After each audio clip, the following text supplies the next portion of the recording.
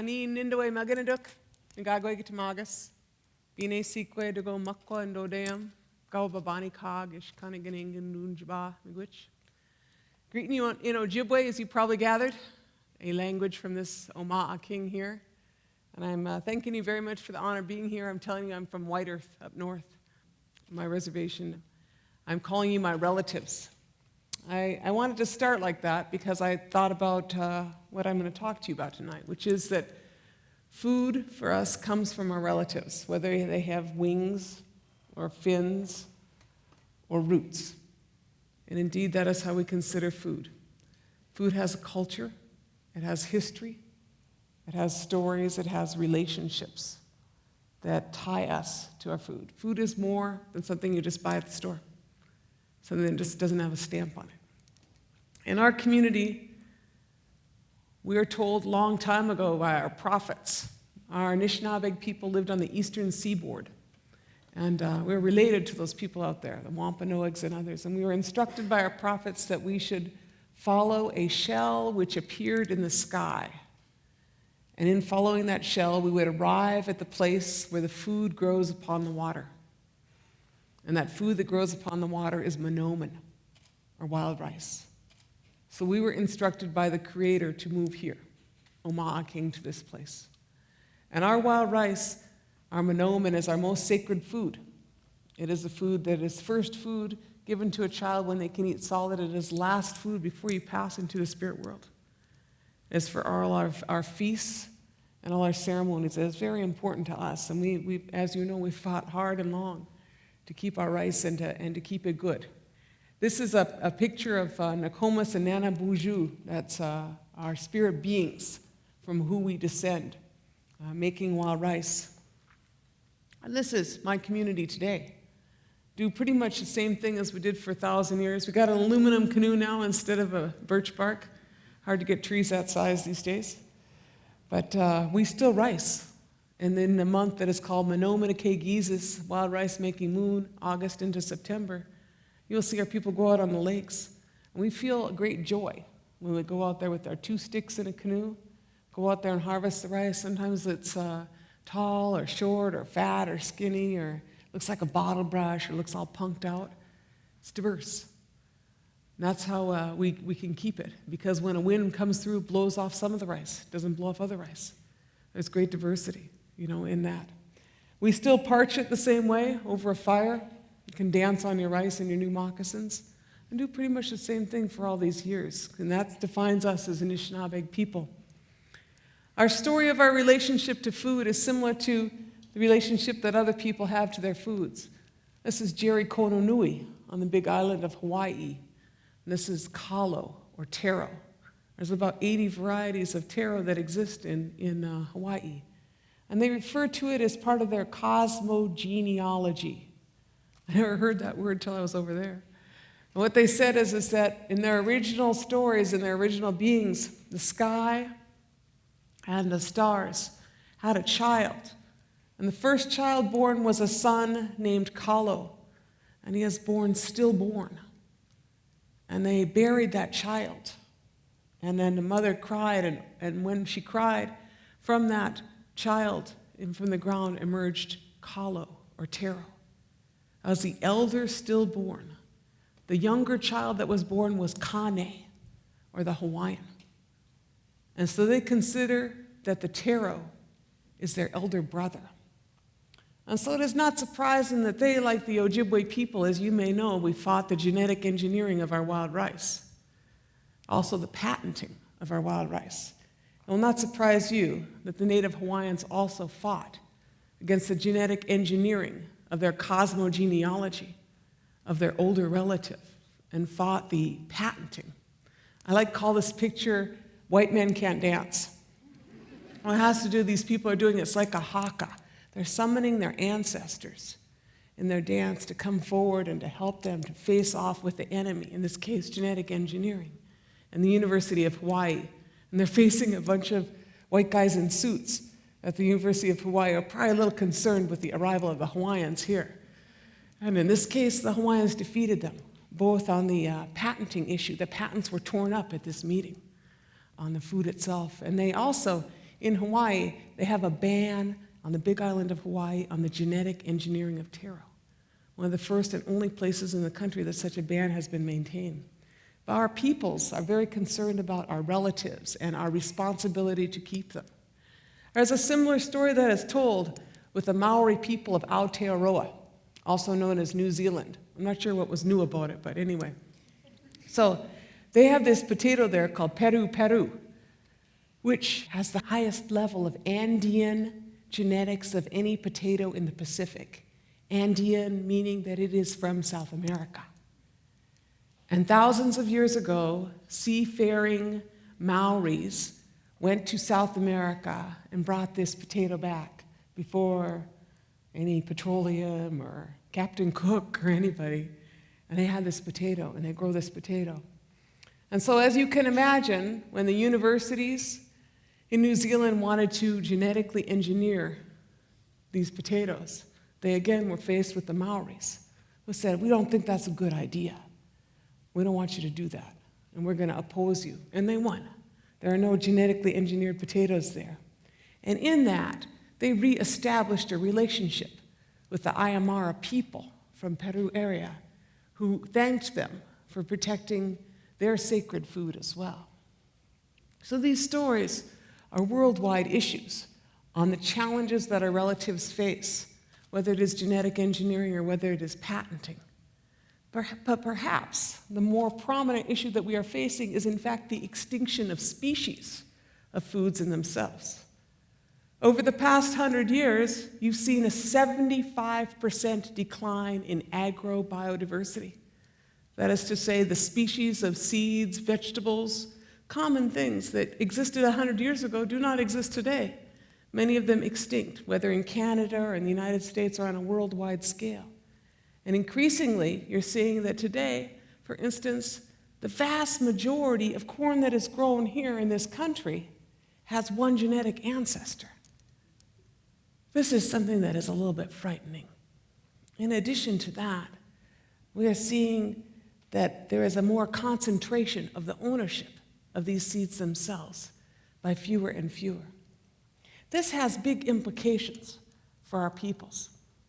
My community, the White Earth Reservation in northern Minnesota, on our reservation, 1/3 of the population served by Indian Health Service has diabetes. That diabetes is caused by the rapid transition from a traditional food to industrialized foods. And increasingly that is occurring across this country, where dietary-related illnesses are becoming dominant sources of ill health in this country in themselves. It has a huge health impact, this loss of access to our traditional foods. Because today they're saying that we get the vast majority of our calories from less than 30 varieties of foods, concentration in fewer and fewer, and a lot of them, of course, kind of greasy in themselves. Then there is the economic issue. You could look at it a couple ways. One, concentration of ownership of seeds in a few corporations. Increasingly, farmers who held these seeds and had the cultural patrimony, rights, relationship, and the wealth in themselves are being deprived of that by patenting laws and increasing ownership. About 7 corporations control almost all the seeds that are commercially available in the world. Yeah? In our own communities, though, this is a problem in itself. My reservation, our Ojibwe people, totally self-sufficient until pretty recently on food. That is to say, before 100 years ago, we were the northernmost corn producers in the world. We push corn 100 miles north of Winnipeg. Many varieties, a multitude of sources. Maple syrup, that was us way before Aunt Jemima. All those foods we had in our community, yeah? But today, we don't produce most of those foods. So my reservation, which is stricken with a good deal of poverty, as many other Indian reservations, we find that we spend about $8 million a year on food, and of that, we spend $7 million like that, off-reservation, purchased Walmart, Food Service of America, Cisco, etc. If you look at it, it's almost, and what you buy on the reservation, you end up buying just a little bit that is in the food stores there, and what the vast majority of the food stores there sell is junk food. good food not accessible. In that food economy represents about 1/4 of our tribal economy, which is lost down the drain through different sources, something which could be a source of wealth for us in our community. I don't know how to quantify the cultural grief associated with loss of your most ancient varieties. I don't know what that price tag is, but I know that it is significant, what is happening to our peoples. But it is not just what is happening to our community, it's what the future is going to look like for all of us. Because we're sitting in Minneapolis today and it's 100 degrees out. That is climate change, is what is going on here. You've got floods in parts of the country. You got a good portion of the country is on fire right now, right? You got tornadoes coming down. They're saying that over the next 20 years, we're going to spend 20% of world GDP on climate change-related disasters. And amidst that, we have a food system that is increasingly concentrated in both its monoculture and its ownership. They're projecting a 34% loss in corn crop in North Dakota. And what I am concerned about is the fact that we don't have all the seeds we could have at the table. What we have is a concentration and a rising sense of food insecurity. So we have some ideas on this. This is my community. We have this corn restoration project. This Bear Island flint corn we've been working on for a long time. It's good corn, and in that corn in itself, it came from Bear Island in the middle of Leech Lake. I got about this much from a seed grower. He gave it to me, and now we have fields of it. It grows about this tall, has big ears, doesn't require irrigation, frost resistant, and when a sear wind comes through, Monsanto's Roundup Ready corn tips over, but our corn is still standing. That is the corn we are looking at. The one in the middle, beautiful, pink lady corn, kind of a magenta colored corn. I just like how it looks. Tastes good too. And this other one, Pawnee Eagle corn. They say that the Pawnees were given corn from the corn mother, had this corn for all their time. And when they lived in Nebraska, they did good with their corn, and their other people came, the settlers came to see them. And when the settlers came, they got on good with the Pawnees. They traded horses and had them fix their wagon wheels and various things. But the government forced the Pawnees to leave and go to Oklahoma. And when they went, they took their corn with them, but it did not grow. It did not grow. And so for many years, they grieved the loss of their corn, got less and less, till they just had like 25 different seeds. And then one day, the descendants of the settlers in Kearney, Nebraska, asked if they could help grow those corn varieties again. And they petitioned the Pawnees. Deb Echohawk, the Pawnee seed keeper, talked to the elders, and they said, we'll let them try, because we can't grow our corn. They sent that corn back to Nebraska, and that corn flourished. And their varieties flourished. And so the descendants of the settlers today grow the corn for the Pawnees. And what Deb told me was that the corn remembered the land it came from. It is a story. Corn has a history, it has a story, and in this case, it is a form of redemption. That is the work we are doing in our community. We're working to bring back our Sugarbush. That's the first harvest of the season. That's my youngest son sucking the sap out of the tree, eating my profits. We like this, though. We feel good when we are in the Sugarbush. And we are trying to grow back all our old varieties. This young man, that's a Lakota Squash.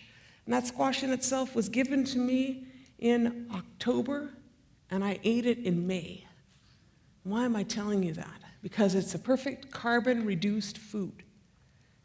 It didn't require refrigeration, freezing, or canning. It just hung out, was a squash, delicious that much later. Yeah? And so it's not just it's not just that you grow local food, it's also what you grow. Because it turns out a lot of these old varieties are higher in amino acids, antioxidants, protein, trace minerals than anything you can buy at the store. Now, I don't know why that is. What I figure is that in creating industrialized foods that they could move 1,500 miles from farmer to table, they created foods that would respond well to pesticides, were uniform, could be picked well with whatever equipment they were using, and would transport well. And somehow in that, I think that they lost some nutritional value. you know?